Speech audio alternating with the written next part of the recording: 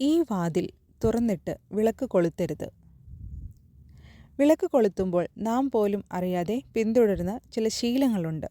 ഇവ ശ്രദ്ധിച്ചില്ലെങ്കിൽ ചിലത് വിപരീതമായ ഫലമാണ് നമുക്ക് നൽകുന്നത്. വൈകിട്ട് നമ്മുടെ വീട്ടിൽ നിലവിളക്ക് തെളിയിക്കുമ്പോൾ പൊതുവെ വാതിലുകൾ തുറന്നിടണമെന്നാണ് നമ്മൾ കേട്ടിട്ടുള്ളത്. എന്നാൽ വീടിൻ്റെ വടക്കേ വാതിൽ അടച്ചിട്ടിട്ട് വേണം വിളക്ക് കൊളുത്തുവാനായിട്ട്.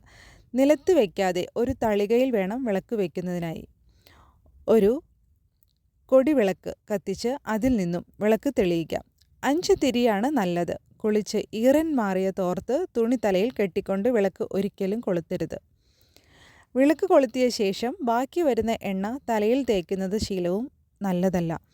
എന്നാൽ അത് ഒരിക്കലും ചെയ്യാൻ പാടില്ല.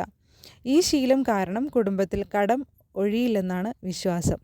അതുപോലെ എണ്ണ വസ്ത്രത്തിലും തേക്കരുത്.